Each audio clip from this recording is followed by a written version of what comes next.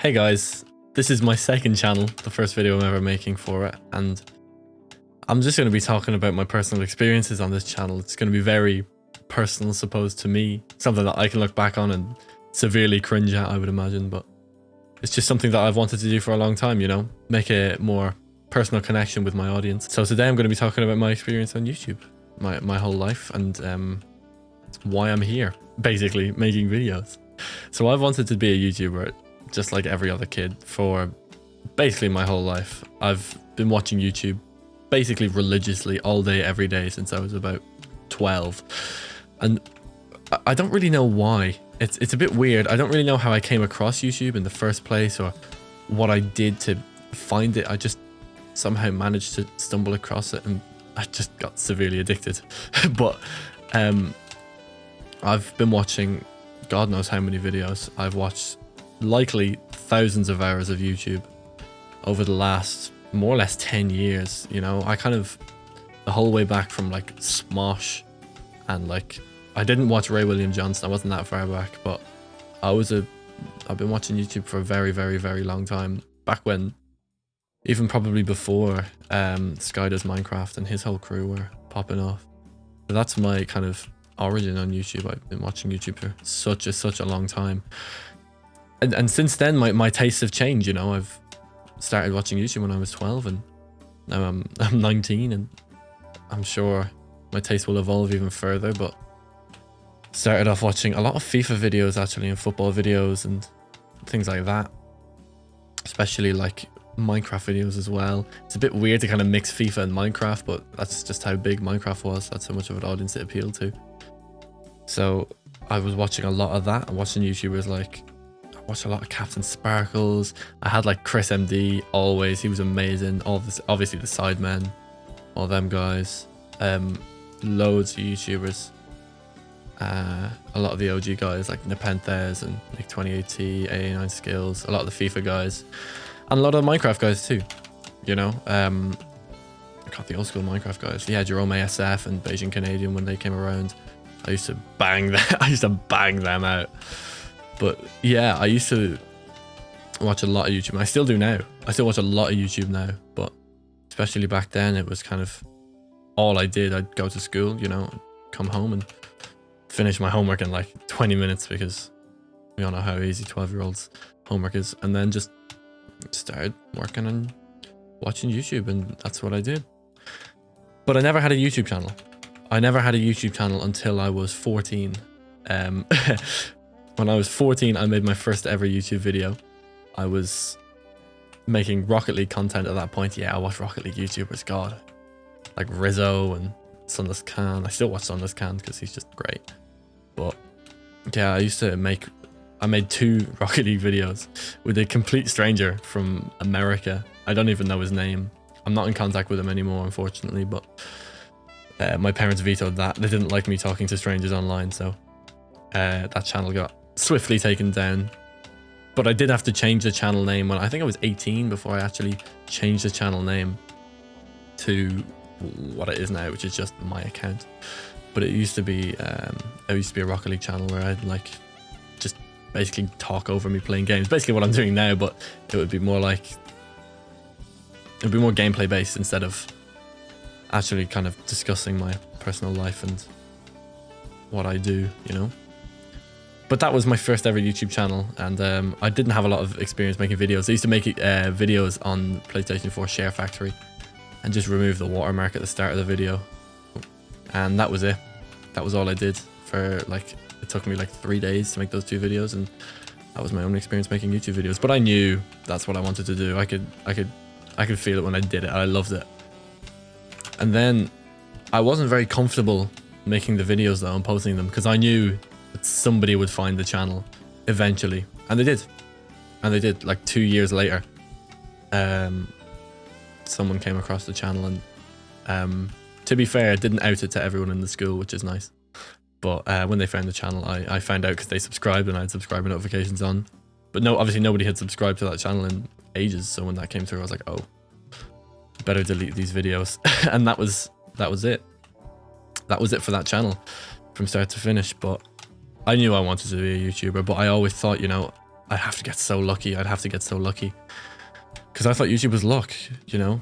Everything I'd ever heard was, you know, every YouTuber that talks about their experiences, you know, and their million subscriber specials or whatever, they go, oh, I'm so lucky to be in this position. And I just assumed that, you know, getting good on YouTube and making it on YouTube was all luck. And then I realized it wasn't. So let me tell you about how I came to that realization. So I was around the start of the middle of 2020, I think. So just as COVID, the first few months of COVID kind of thing. And I had devoted a lot of time to watching YouTube videos at that point, obviously, and then COVID hit, so that was basically all I was doing at that point, and playing a lot of video games and kind of just wasting my time. I enjoyed playing video games, but I always knew in the back of my head that I was wasting my time. And there was nothing I could really do about it, if that makes sense, because there was nothing else for me to do. Like, I couldn't go out and play sports in the streets because none of my friends wanted to play sports. They were all indoors. Besides, I wasn't exactly drowning in friends, so I couldn't, you know, take my pick. Also, with YouTube, it's like I can kind of pick what I want to do when I want. And then playing video games, that's all I really did. I was basically just playing video games and doing YouTube because I didn't really know if there was anything else I could do that was just fun. So that's what I did.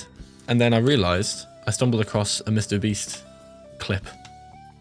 I stumbled across a Mr. Beast clip a while ago, and he was talking about how he made it on YouTube, and he was saying, you know, it's all stats based and it's not luck at all. And I thought about it. I did. I was like, hold on a minute here.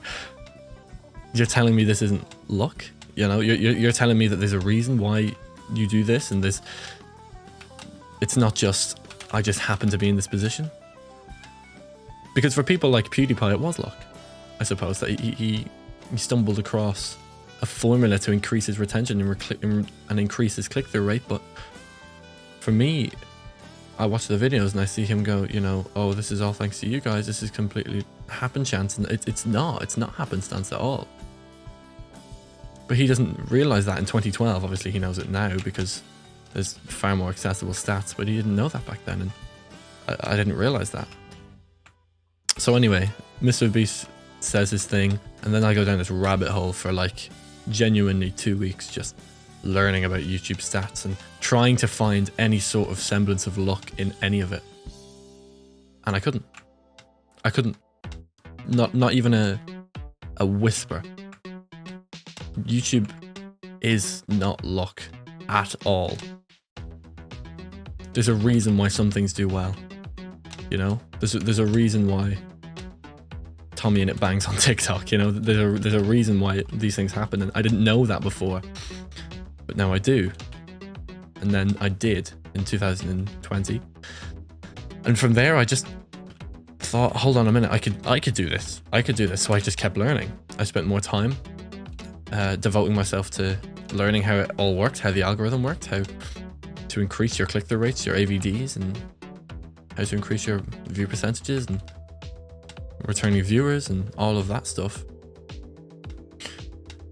And then I eventually started in the middle of 2021, and I left it for a long time before actually starting.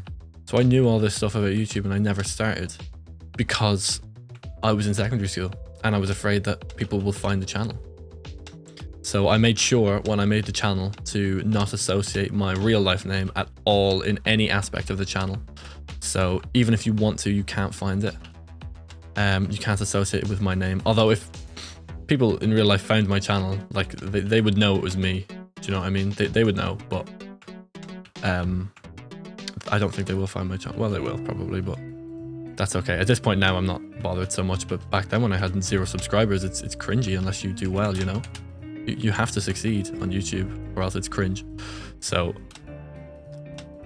I made sure to, because I thought I would succeed, and I mean, I'm doing pretty well. So I think with YouTube, it's very hard to just dive headfirst into it. But that's kind of what I said I'd do. I told myself, you know, you've got to go for this because you can really do it. And I started making videos, and I made my first video and it sucked. And the bit rate was really bad, so the quality was awful and it was a disaster, but I was proud of it. I mean, I had a big smile on my face for the 8 hours it took to make that video, and you may be asking yourself, how did that video take 8 hours to make? And now looking back on it, I asked myself the same question, but I mean, it did, and I wouldn't change it, you know? I wouldn't change it. Not at all. That video took so long that I was afraid to make my next video because I didn't want to invest myself in a big ass project and then realize, oh, the bitrate is way too low on the video, and then have to stop. I only realized the bitrate was low on the video after. And I didn't know what the problem was. I just thought the quality sucked. So I was Googling for like 2 hours trying to find out what was wrong with the video, and well, the bitrate sucked, obviously. But then after a while, I kind of kept going. I uploaded a couple of videos. I didn't use my voice. I told myself I wouldn't use my voice until I got monetized because I didn't want people to find my channel and go, this is cringe. I would rather have people find my channel because I can't just say I'm doing this because I love it, because for most people that's not enough. As sad as it is, it's not. You know, that's not enough. If I say, oh, I love doing it, they'll go, okay, and then just keep taking the mick out of me. But if I tell them I'm making money out of it, then I can justify it to people who don't understand it or just think it's just cringe and weird, you know? I can justify it to them, and then that's okay, you know? So that's the deal I made with myself, and that's what I did. I hit 1,000 subs. It took me like 6 or 7, it took me like 7 months, and I hit 1,000 subs. But I had a weird period after my first couple of videos where I just kind of stopped making videos, which was really odd. I don't really know why I did. I guess I was just finding it tedious because I had to like learn how to edit and learn how to record and learn how to do all of these different things all at once, and it was very difficult. So that kind of frustrated me, and I quit. And then I didn't quit, I just kind of slowed down. And then after time, I kind of said to myself, hey, you've invested in this, you've really sunk a lot of money into this. I mean, I bought a pretty beefy like computer to do this YouTube thing, and I'm just not doing it. I'm playing Valorant, you know, and that's not good enough. I couldn't justify that to myself, so I kept going. And then eventually, as I got better, I started to enjoy it a lot more. And I knew I would enjoy it because, I mean, it's every kid's dream to play video games and get paid to do it, but it's just what I wanted to do, you know. It's what I wanted to do, and that's why I kept going. And that was around middle of September I stopped, and then I kept going at like mid-August. That's when I really kicked on. Started, like, when I say grinding, I mean like all of my free time onto YouTube. And here we are, I suppose. But yeah, I had my first real successful video in like the start of January. That was my first quote-unquote blow up. I mean, it got like 800 views, but I was buzzing, you know. It got me like a couple hundred subs, and I couldn't believe it, you know. It was amazing. It was amazing to be paid off, you know. It was a lot of hard work went into that, and I knew it would pay off, and it eventually did, and it was extremely sweet when it did. But after that, I kind of lulled in February. It was a bit of a weird time,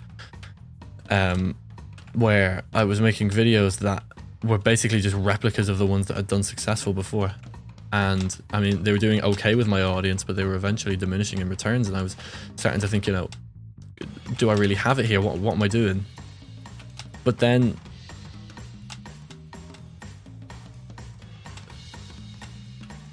I had another video take off. I found the Minecraft mobs and their weaknesses, and it just did incredibly well. Like, I've genuinely on YouTube, I've never seen anything like it, but I'm sure other people will have, where I was on like a couple hundred subscribers, and I just grew to like 4K subs, which is not much, but the video got like a lot of views, like 500k views, which is like absurd, you know. For me, well, you have seen it, but it's, you've seen things like that before, but not in this context. It's a bit, it's different because it's not like designed for virality, my video, you know. It's not like I don't know, kid does the Pornhub intro in school talent show and it gets 4 million views. That wasn't what I was making. That wasn't my style of content. It was just a normal Minecraft video that happened to do well. And that was the big one for me, because, you know, I believed in myself that I could do it, but I couldn't prove it to myself, if that made any sense, because I had no major examples of me being extremely successful. And then all of a sudden, snap your fingers, and here we are, you know, on a couple thousand subs. And then I got monetized around the end of March, and then I started using my voice in my videos, and I released my first voiced video, which was the Warden video. I don't know if it's still up. I think it is. And that video sucks. That video is so bad, but I love it for what it is, because it just shows how far I've come, you know. I even look back at the videos I've made like 2 or 3 months ago, and I cringe, because the ones that I've made now I think they're so much better, and that's just a good thing. Like, I should be looking back and cringing, you know. If I'm not looking back and cringing, then I'm definitely doing something wrong. But yeah, I started using my voice, and then eventually I made the Minecraft mob weaknesses video that you all probably know. It's on 1.2 million views now, 1.25 million views, something like that. And that was massive for me, because that's a video of me with my voice blowing up, you know. It's an 8-minute video. I really tried with it, and it did really, really well, and I'm really proud of it for what it is. And yeah, I think it's really awesome. But that video got me up to like 20k subs, and that video died off around, I think it was like, when did that video die off? Like the end of July kind of time, around there. And yeah, around the end of July. And ever since then, I've just been sat at 20k subs waiting on the next pop off. Because here's what happened. I started making videos because last time in February, I just kept making the same style of video for my audience.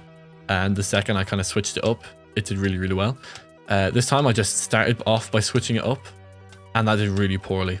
I did really, really poorly, because that's not what my audience wanted. And then I started panicking, thinking my thumbnails are bad, my titles are bad. Whereas in reality, I'm just not making content that my audience wants to watch, you know? So I started like looking into like a lot more thumbnail strategy. Like, I already knew quite a bit, but I know a lot more now, and there's still an awful lot for me to learn. So I started panicking, wondering why my audience isn't watching my videos. Whereas the reality was that I just wasn't making videos that they were interested in, which is perfectly reasonable, you know? It's perfectly reasonable. But I didn't realize that at the time, and then I started making videos on different topics. I kept making videos on different topics because I didn't want to become that guy. I didn't want to become the Minecraft mob weaknesses guy, you know, where I make like 17 mob weaknesses videos. Of course, that's me completely exaggerating. I would never ever do that. But in my head, I thought I would, which is silly, very silly, but that's just me. And so my channel growth slowed down, but I can say I've amended that mistake, and here we are now. I'm in a situation where I'm just slowly creeping back up again. I've basically stayed on 20k subs for now for a couple of months. It's almost Christmas, so there's going to be a lot of changes hopefully in the new year. We're going to be bigger and better, and that's basically my whole journey on YouTube. You know, I've been grinding my ass off the last year. I've calculated, I think I put like 2,500 hours into YouTube this year, just this year. So that's really good. That's really good. But I want to push on and keep doing more, and keep, you know, working hard and trying my best. And that's all I can do, you know? That's all I can do. But that's my whole story on YouTube, I think. That's from start to finish. But I'd say if I'm calculating hours, like, I've watched way more than 2,500. I've probably watched comfortably 10,000 hours of videos, because I did the maths. It's like, I mean, like at least 4 hours a day for like, what, 8 years? I think that's comfortably over 10,000 hours, and that's where I'm at, you know? So I'm happy to be in this position with the work that I've put in, and I'm extremely grateful for the people that have helped me along the way, you know? But YouTube is a marathon, not a sprint, and I hope to prove that even further. And that's it, I think. Thank you for watching to the end of the video. Thank you for caring about my life story. the aim of this channel is just to grow a bit closer to my audience, because I feel like I'm kind of disconnected from you guys sometimes. I feel like it's good with my streams. I feel like I can connect better with you, but my videos seem very, they're not really based on me, and they're more based on Minecraft. And I know some of you guys care more about me than Minecraft, which is incredibly like mind-blowing for me to think about, but it's true. So here I am talking to you about my history on YouTube, and that's it. Thank you for watching.